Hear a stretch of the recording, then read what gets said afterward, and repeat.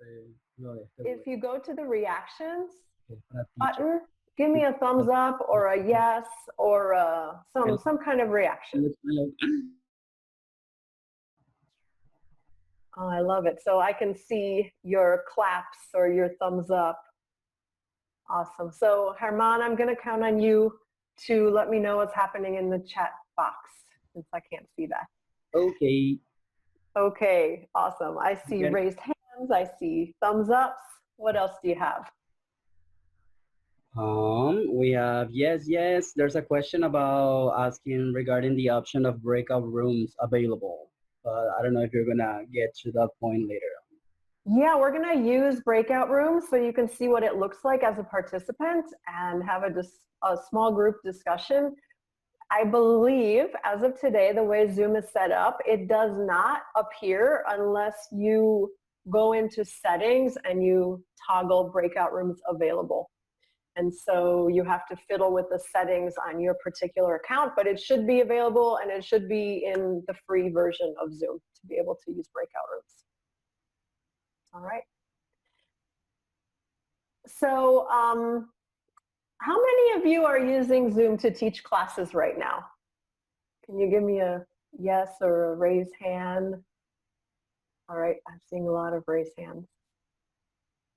So I came up with a list of pros and cons. So many raised hands, that's great. And I would like you to maybe add some by putting in the chat box. Some things that I like about Zoom is it's relatively easy to use compared to other conferencing softwares. It's free. Right now, I think it's free unlimited time, but usually it's free up to 45-minute classes. As a teacher, you should have access to obviously the video so that we can see each other. The screen sharing feature, which I'm using right now to show you my PowerPoint slide. Document sharing, meaning you can put a URL or a website address into the chat box to share documents with your students. You have the chat box. Obviously, you know how to use that because we've been using that already. The breakout rooms should be available to everyone if you go to your settings and make sure they're turned on. And the waiting room feature, which is a newer feature that gives you some control over who enters into your room. So it's very common now to have all your students waiting for you in the waiting room, and then when you're ready, you can allow them access to the classroom. Another thing I like about it is students can also be hosts or have the controls to share their screen and share documents. There is also a caption and subtitle feature, so if you have hard of hearing students or if you record things for people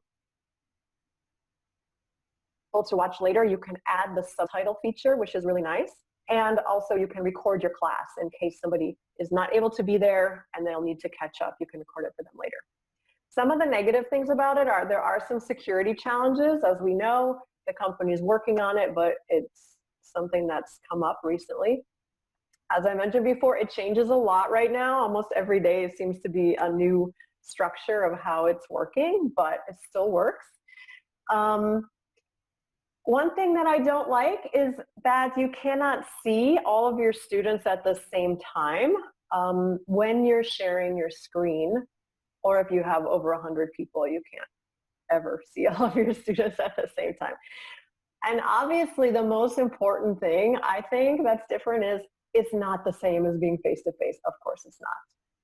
So do you have any other pros or cons that you could add to my list? Just put it in the chat box and say if it's a pro or if it's a con. I'm gonna be sharing a little bit of what people is writing. They mentioned using also Skype, Microsoft Teams, Slack, that it has a whiteboard, it has a remote control capability. You have to pay to use more than 40 minutes, which is true. The free version is only up to 40 minutes. The breakout rooms are a must for big classes. They also mention about having polling, log meeting as an option for security. which is Mhm. something that we already did for this session. The room is already locked, so it means that nobody else can get into this room. And then people is also writing about how they're concerned about the security issues, about internet connection. There's an Mhm. option to mute them all. Internet connection. You can, as a pro, that you can manage behavior very well. You can also rename the participants, and participants can do that themselves as well. Mhm. A con that it's kind of hard to share stuff if you are not familiar with it. Mhm. Another cons, if it's not paid, the connection it's over after 40 minutes, which is something that they mentioned. Yeah, and they hate the 40 minutes problem. Yeah. They could something that we previously talked about, the annotation option that they could annotate as well. Right. So you guys are all pros at Zoom already. I don't think we need to go too too much further into it. It sounds like, and yes, there are plenty of other options besides Zoom. So if you're uncomfortable with this platform, experiment and see what other things are out there. I heard a couple people mention Slack, the Microsoft version. There are other options. Um, so see what else is out there. And I am sure that from these past few months, more and more options and better options are going to become available for us. Let me tell you a little bit about how I started online teaching. That was me. That was very sad. So it was about 4 years ago. And I had two issues with my people that I worked with. One, I was teaching English here in the US, and my students were from different countries. And many of them would come for a couple of years and leave, or a couple of months and leave. And they would want to continue with English classes. Of course, they went back home and they said, "Ah, I never have a chance to practice." And so I was losing students, and I was thinking, there's got to be a way to be able to connect with them. On the other side, my teacher training side, I had teacher trainees who wanted to become teachers who were in all different cities, and the teachers who ran the course with me lived in all different cities.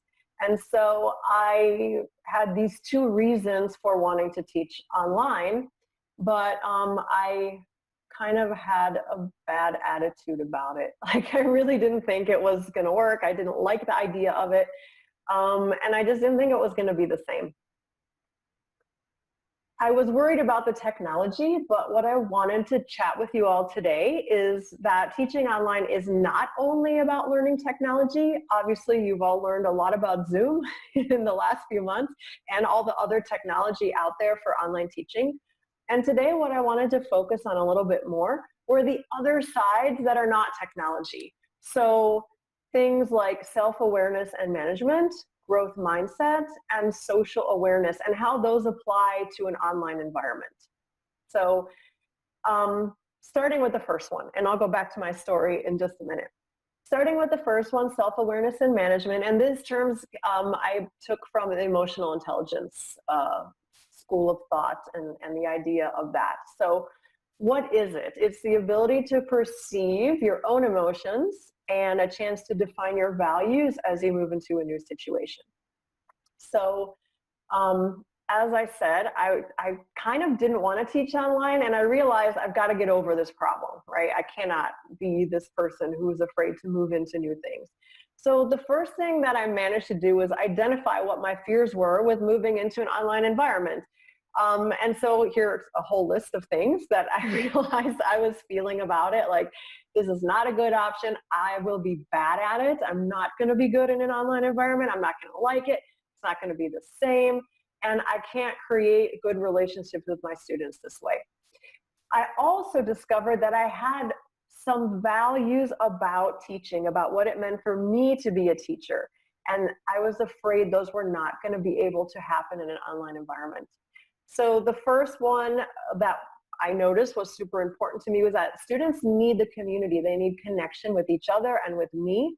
And that was a really important value in my teaching.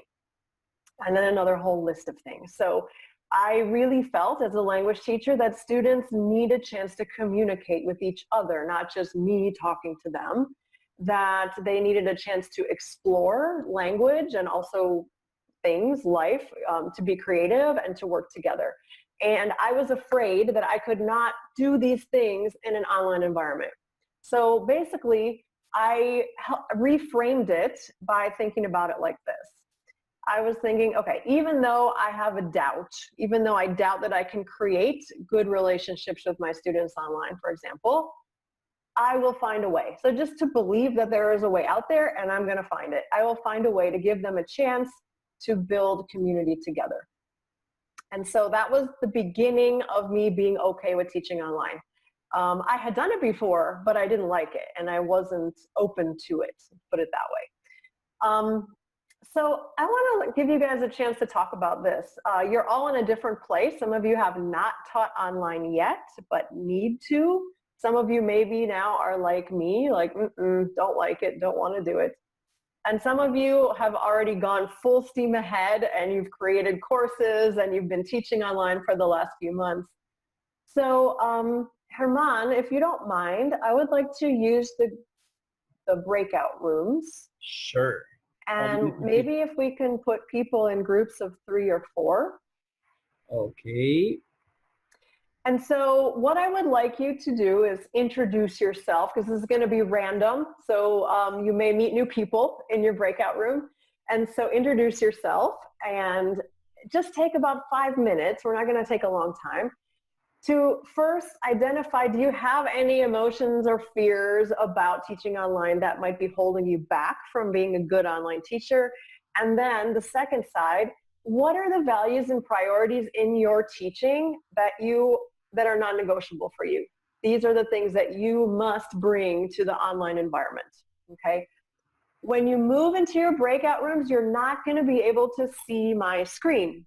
So use your brain and memory, even though I doubt, I will find a way to, or jot it down, or use your phone and take a picture of the screen so that you remember. And you're going to move into your room and have about 5 minutes to discuss this. Armand, what do you think? Okay. So we're gonna have 28 rooms with 3 or 4 participants. So now you're gonna get the invitation to be part of one of the breakout sessions.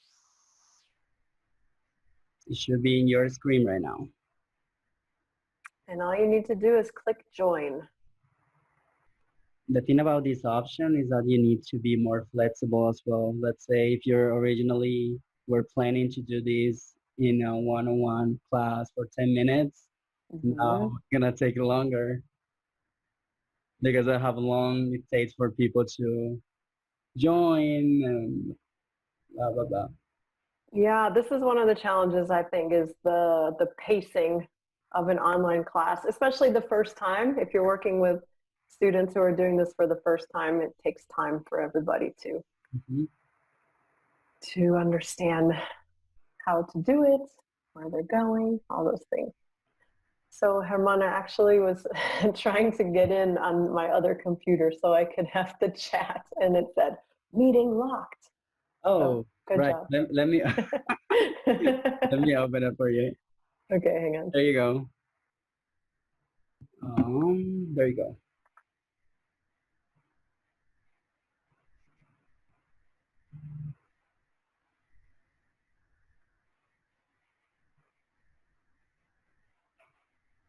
As my meeting will start in a few seconds.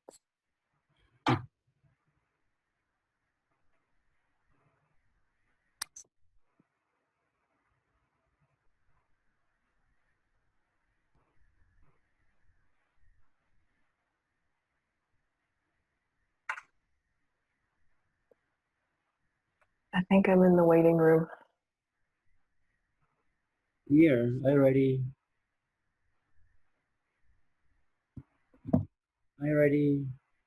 Oh, okay, I'm in. I got it. Okay. Yay. Thank you.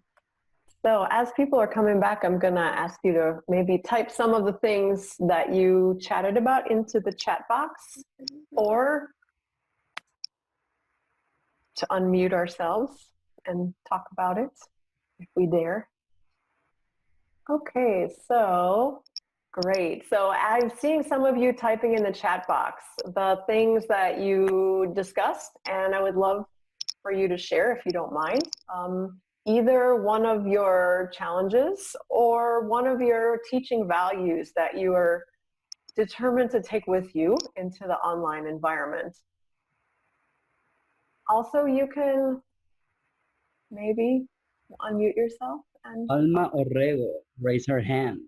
okay. Alma, you are unmuted. Would you like to share with us? My case, with my another with another teacher, we were talking about our training about the new platform system. The virtual system for us is really new, and they were taking training in their schools and whatever. Okay, so you're talking about the new system, the training, and how all that is working for you. Yes. Great, excellent. And did you have anything that you talked about that is working well, or some of the things that is allowing you to do, that the new platform is allowing you to do? In my case, I was sharing the experience because I work with young learners, with teenagers, so I try to make them fun because then the class. So I introduce in order to introduce my class. At first, I start with karaoke. So I shared my screen with them, and I use the music that they like. That's a great idea. That gets everyone involved and having fun and moving around. I think that's a great way to start a class. Okay. So I'm reading your text, and yeah, so some of you said, oh, the breakout rooms are really cool, and other people said, okay, we have no answers. This isn't too new. That's why we're doing this. It's to practice, and it's to get comfortable with this new kind of system. So if you didn't come to any solid conclusions this time around, that's totally fine. This was just to get you used to using breakout rooms. Christian's pointing out that you can deactivate the participants' ability to come back to the main room. We didn't do that today, but there is a way to do that so that you can make sure that everyone is using all of their time in the breakout rooms. Today we left it open that when you had the 1-minute warning, you were able to jump back to the room. So there are lots of options here. So someone mentioned fear of losing connection with students. Bad internet is a problem. Working with little kids is a challenge online because we always talk about how we don't want them to spend too much time in front of the screen, and here we are having classes in front of the screen. So these are good. These are really good, good things that you came up with. The idea is that it's important at this point to be aware that these things are important, and sometimes the ideas that we have are helping us or hindering us from moving forward and being the best kind of online teacher that we can be. Just being aware of our emotional reaction to it is an important part of the process. And I think this is kind of emotional for all of us, just in the moment that we're in, that we kind of had to move into an online environment in a quick way, sometimes with a lot of pressure to figure out how it works and to be able to teach the next day. And so I think we all have a lot of pressure and a lot of emotion about doing this. And I just wanted to give you a minute to think about that and think about how keeping those values of what you want your teaching to be like in the front of your mind can also be helpful for you as you move into an online environment. The second point that I wanted to touch on today is the idea of growth mindset, which probably you've heard of and worked with before.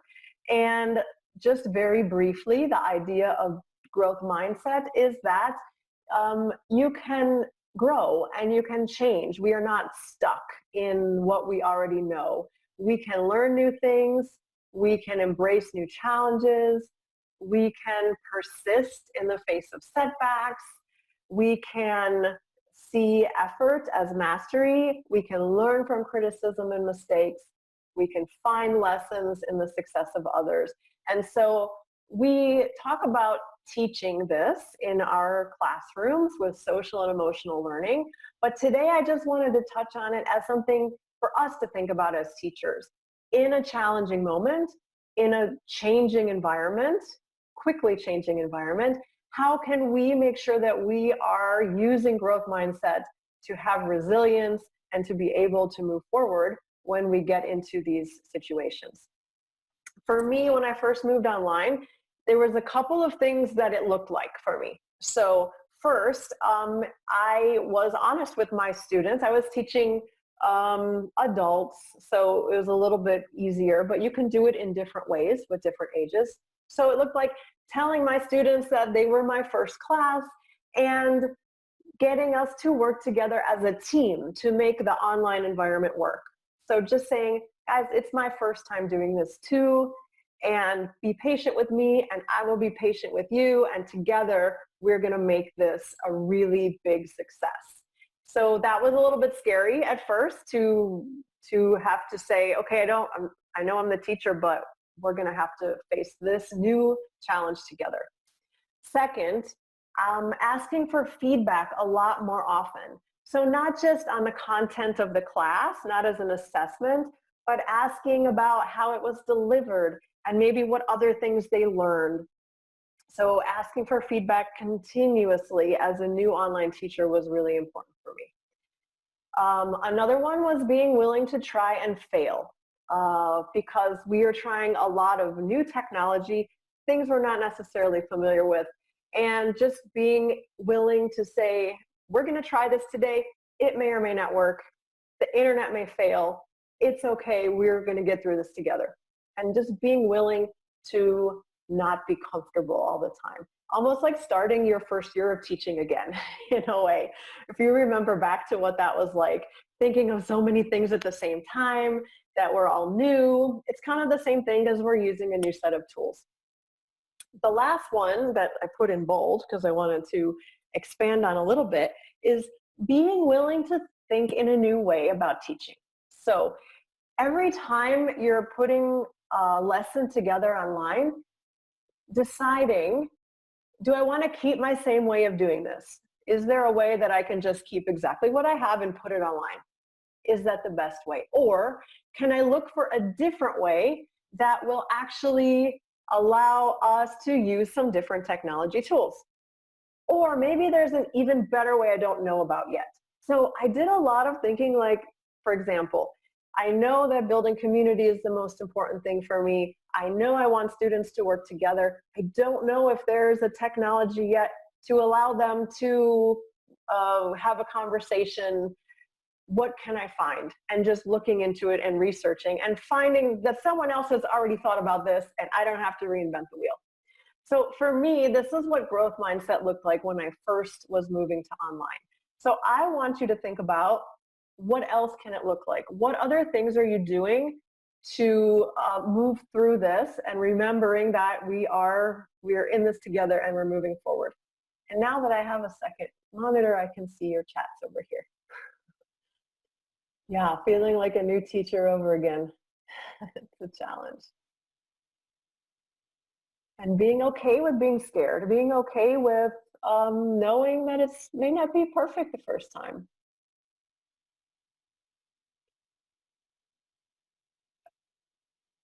Yeah, Ale, I love your comment that we can let our students know that we are learning with them too, and we are learning from them.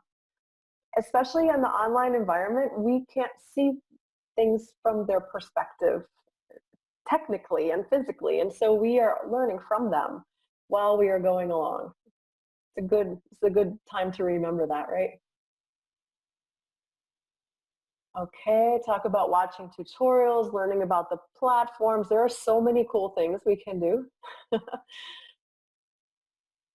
Yeah, and really thinking about, like Tanya says, the idea that we are all learning together. I love having that kind of environment in my classroom where we all know we're all going to make mistakes, we're all going to learn together, and that's important.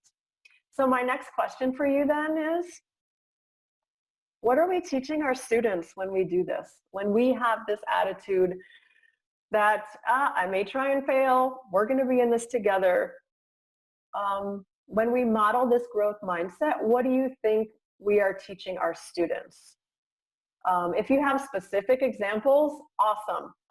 Want to try breakout rooms again? Herman, do you mind doing that? Sure. Just 1 second. So think while we're organizing this, think a little bit about it so that you can share with your small group. What do you think our students are learning from us during this transition to online learning? And maybe it's different from what do we want our students to be learning from us? Okay, so we're ready. Okay, so you should have your join breakout room, so you can click join, and we'll let you know when you have 1 minute to come back. In the meantime, I will teach you about who is Haka or Jaka, the thing that you were reading on the messages. Tell me, yes. No, I gotta send you the video. It's just this guy from the countryside who became super famous and popular, and he broke the record of the most viewed Instagram live. I mean, within the, I think in the second or third position, but like in the world, even more than some famous artists, which was super random. How did I miss this? Please inform me. So that's what that opened up a discussion about education and technology in the countryside. But it's also different to compare the access to Instagram and an Instagram live rather than a platform to like Zoom or Edmodo or whatever platform they're using for the education, because now the concern is that why are you saying that people from the countryside cannot really use technology if they're if they're able to see his Instagram live session? Good point. It's interesting when I work with we call digital literacy here. Like basically when we're teaching people how to use technology along with English and other things. That is one of the things that we talk about. So it's not that people can't use technology, but there's different genres of technology, right? So maybe I'm really good at some things in technology or okay at some things in technology, and there's other things I have no idea. And so can we capitalize on the things that people do know how to do? Maybe education has to move to Insta Live. All right, I think for the sake of time, we better give them 1 more minute. All right. And so we have some friends from Peru joining us here today. That's cool. Amazing. Yeah. So they should be here in 10 seconds. All right, I think everybody is back now. So maybe put something in the chat box about what you talked about with your small group. What are the things we want our students to be learning from us through this transition? Or what do you think they are learning from us? I've seen a couple of people say flexibility, and that is absolutely true. We are modeling flexibility, and they are hopefully learning that we are very flexible. Humans are amazing to be able to be flexible to a variety of situations. All right, so many messages, great. Adaptability. Oh, teaching people to be autonomous learners. Yeah, a lot of times in the online environment, we have to flip how we present material, which makes people be more responsible for doing things in a different way. Open-mindedness, more platforms. Values, yeah, it's important that we keep bringing these things into the classroom, even though it feels different in the online environment. We keep learning. Oh, no excuses. I like that one. Yeah. I think teachers around the world have been amazing in these past few months. It was like, schools are closed, you're teaching online, make it happen. And it's just happening. So no excuses. We can do hard things. Paradigm shifts and adaptability and all of these soft skills, and errors are opportunities. That's a great one. We have the power to adapt. We're learning how to be human beings. We're learning how to have empathy. Wow, I love these responses. We have to save this chat. You also have a opportunity to save the chat thread to be able to share later as an aside in the Zoom model here. Teachers are not perfect. We are also humans. Oh, these are great. Resilience, teamwork, unity, yay. Patience, technical literacy, or as you guys were in rooms, I was chatting with Herman about what we call here digital literacy, which is not only are we now teaching a subject, a language, or whatever it may be, but also how to use the tools to be able to access the information digitally. Adjustment, responsibility, these are great. Thank you all so much. What great answers. Okay, I'm gonna go back to share my screen. We are almost through, just a couple more points that I wanted to touch on.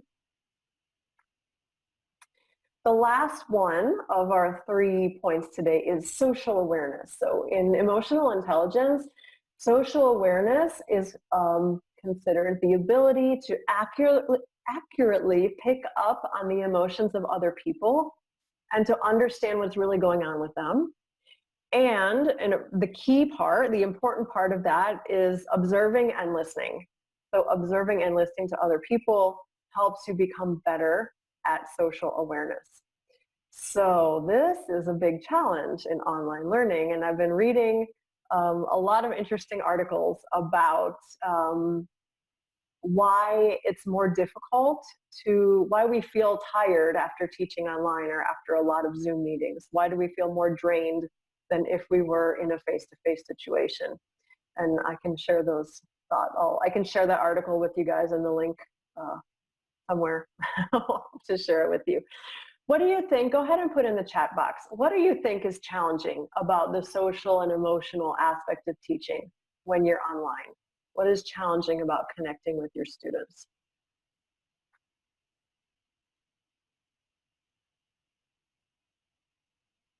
Okay, I'm seeing sense of community, getting them to still be able to help each other. Thinking and managing kids at home. It's hard for teachers who now are teaching out of our home, where that's not where our teaching usually happens, and there are family members, there are many people in the house. Concentration, reading body language. Yes, this is a huge challenge when we're not face-to-face. It's something it takes time to get used to. We have to connect in a different way. Kids get distracted very easily. We all get distracted very easily. Keeping kids' attention. Yeah, we're not able to see our kids' emotional reactions as well. So those are all amazing. I will add those all to my list. Here are some things that I came up with that I think are challenges when we're connecting with people online instead of in a face-to-face environment. The way the silence and the pauses work on the current technology that we have of Zoom and all of these is that, I'm sure you've noticed, only one person can be talking at a time. If my microphone is picking up my voice, then nobody else's microphone is picking up their voice. We have to change how we communicate. Isn't it natural for us when someone's talking to say, oh yes, or we back channel to show that we're with them, show that we're understanding. And you learn quickly when you're on a platform like this that you cannot do that.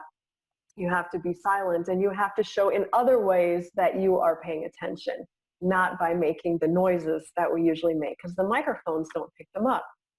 There's also a longer pause between people talking and listening, and you get used to it, you know, after you've been doing it for some time, but it's different than how humans usually interact, especially in a place where people very often like to finish each other's sentences and talk over each other. This is not possible in the Zoom environment. So we feel a little off sometimes in a conversation. Sound issues, same thing. So sometimes, I'm sure you've been on a Zoom chat, Zoom call, or class where things break up, the sound disappears, or people freeze, technology issues, bad internet connection, all of these things. Actually, besides being a challenge for us to manage, technologically speaking, they are social and emotional challenges as well, because they break the connection that we are trying to make with the people we're working with. The next one is, I saw some of you mention that we have distractions because we're now working from home and there are other people in our home and other things to do. We might not be comfortable showing our home and having the camera on. You might have people walking around behind you. There's a lot of things that are just different and maybe uncomfortable for us in this online teaching environment. As many of you mentioned, it's much more tricky to read body language in an online environment because we cannot see people in the same way as if we are face-to-face. And especially if people have their cameras off, it's very difficult to gauge if they're there, let alone if they're participating. Because as the last point says, we are not able to see the whole picture. One example of that is I've been turning my head and looking to the side lately because I'm checking texts on another screen. If I don't let you know that, you're probably thinking, why is she so distracted? What's going on the other side of the room? I had a meeting with someone a couple of days ago, and she kept doing that, and she kept looking to the side. And then she said, just so you know, I have another monitor here, and that's where my questions are. Oh, okay. So we cannot see the whole picture of what's going on with someone. So all of these things make it super challenging. I'm glancing over at your text here because I see you're adding a lot of additional things. Checking for understanding with students. We have to navigate that in a different way online. And there's a lot of ways to do it, but it has to be a little bit different probably than how we're used to doing it in class. Blanca says, sometimes we feel nervous about technology. and the computer knows it stops working. I agree with you, Blanca. I'm sure science doesn't back me up on that, but sometimes I feel like my bad mood sometimes causes the technology to fail. Probably just my own thinking there. Good. I like it. So here are some things that I want you to think about, and you might be already doing these things, and you might have other things to add. One thing that we tend to need to do when we're working online is use more verbal cues so students know what we're doing. For example, sometimes I'm working with 3 or 4 different things open and I want to share with them, and so I'm pausing unnaturally long. So I want to come up with a way for my students to understand, just a moment, I need to work on this thing. And it may be a verbal cue, or it may be an actual physical cue that you come up with, as you do to express a lot of things with our language students. Second, try not to be just a head on a screen. And this has to do with body language and humans and how we interpret things. And so like when I'm just a head like this and I have no other appendages, no other motion going on, it feels more uncomfortable for students. It just feels odd and off. And so if you can, try to have your hands in the screen in a natural way if you can. Maybe you're holding a pencil, maybe you're holding a prop. I have my otter here. Sometimes you need to have conversations with stuffed animals or whatever it is you use for your class. find ways to have more than just your head in the screen if possible. It will help with reading body language, and it will help with you being approachable as a teacher. The third one, you all know this, who are teaching young learners, or any learners, have some movement breaks. Have them get up and walk around, do different things so that it's not just straight into the screen all the time. Number 4, and I know not everyone has access to this, but do your best to try to have light coming from in front of you and not from behind you, because then you just look like a scary shadow, right? Like the background is lit up and in front of, and your face is in shadows. Even if people understand that, okay, it's just a lighting thing, it really does help our connection with students in terms of connecting and in terms of talking with them and feeling comfortable overall, to make sure that they can see our face. And that's something you can just do. Like I have a small lamp, just to kind of clip onto the side of a desk, little lamp, very inexpensive thing, and it's not comfortable because it kind of shines right on my face, so I feel like I'm making a movie or something, but at least gives me light on my face so that you can see me and I'm not in the shadows. The 5th one is looking at the camera. So I was reading some articles about using the camera for classroom management in online purposes. So it's challenging because we are navigating our screen, our slides. We are trying to check our students' body language, but at the same time, we need to look them in the eye. And for us, that means looking into the camera. So it's something that we challenge, we have to get used to, is going back and forth between eye contact with our students and seeing what they're doing and making, checking for their attention and checking for awareness and all that. I was reading some things about teachers and talking about experimenting with using more eye contact and getting more interaction when they were able to do that. When I was learning about this kind of thing, someone told me we get scared sometimes of the camera and we think of it as a mirror, because now, we see ourselves and we're like, oh, I didn't comb my hair today or whatever. But if we can see the camera as a window, so it's actually allowing us into our students' home or life or class, and not as a mirror, not as a wall, but as a window that's open. That helped me a lot to be able to use the camera more effectively. Number 6 is going back to the beginning when we talked about our values and what are the things that are non-negotiable for us. Is it teaching values? Is it soft skills? Is it making sure we're building community with our students? Continue to look for ways to make that happen effectively in the online environment. There are lots of options and more things are popping up all the time. So talk with each other and figure out what other people are doing to do this, and hopefully we'll help you as well. Oh, that's number 7. Don't stop looking for new ways of doing things. Sometimes we try something and we're like, kind of worked, but not really. There are other ways to do it. Keep looking and keep experimenting. And number 8, don't be afraid to be a beginner. We talked about it kind of feeling like it's our first year teaching again. It's okay. Think about all of the new skills we can learn just by being okay with starting again and learning new things. I'm going to take a look over here at the chat box. Emergency lights. Okay, that's a good bright light. Yeah. Having a bigger monitor is nice. Yes, we are all newscasters right now, it seems like. Yeah. Okay, so Blanca mentions, oh my gosh, I see all the things that, when we're teaching in a normal classroom, we don't see ourselves, right? So another thing that can be helpful is to move your camera above eye level, so it's not looking up your nose, right? Because that's not comfortable for anyone. But having it eye level or above can be helpful. So usually that means a stack of books. I usually have my laptop with my camera on a stack of books so that it's kind of looking down at me. Usually people have a better look that way.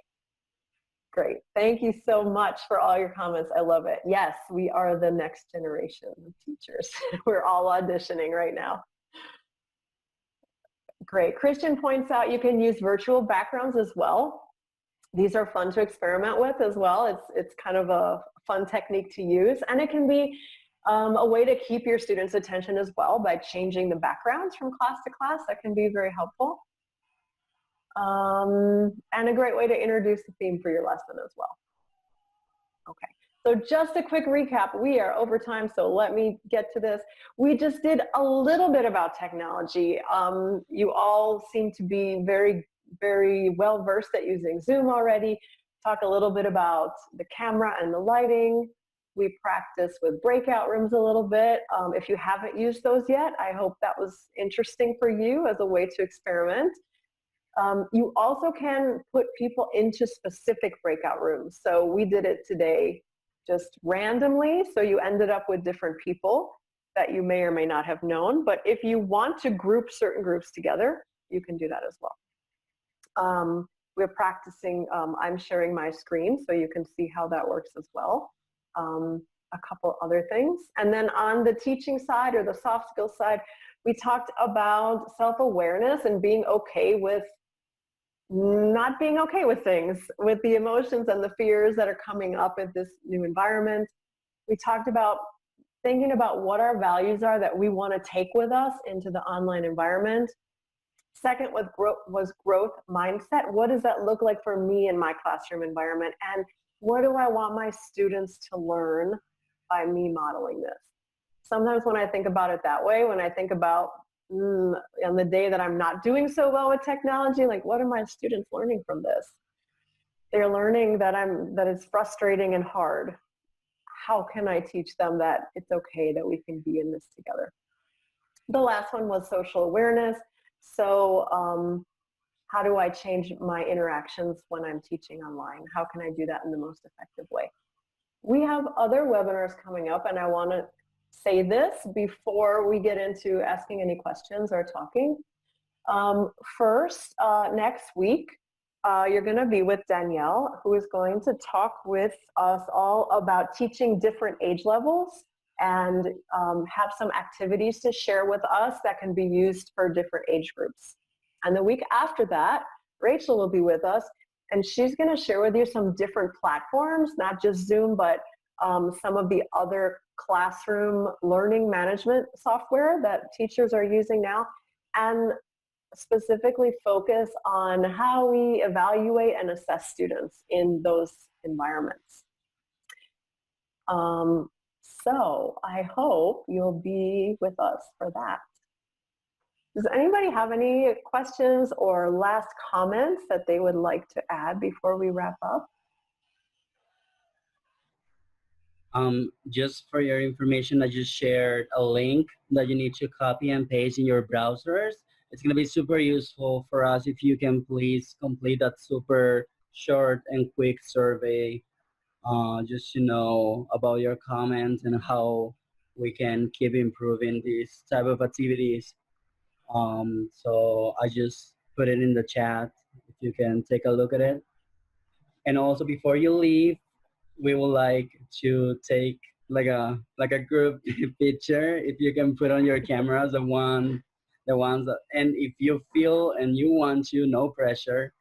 If you are not ready to, that's fine. Thank you. It's cool to see your face. Oh, hey everybody. Awesome. I had to get creative, and I got from a store this sort of weird lighting, which is super helpful. It's something cheap. I think it costs like 60,000, and it has different options. I tried to send a picture in the chat, but I couldn't. There you go. Awesome. So smile. 1, 2, and 3. Hey, wait. I want to try with the second group. Stay there. 1, 2, and 3. There you go. Perfect. Now, I don't know if you have questions for Kim, if you have extra comments. Now you can use your microphones as well. No question. It was pretty clear. Just to say we miss you. Oh, I miss you too. I agree with I Ali. wasn't going to say anything, but we really miss you. So very Maybe much. a recording machine. Don't make me cry, please. Don't.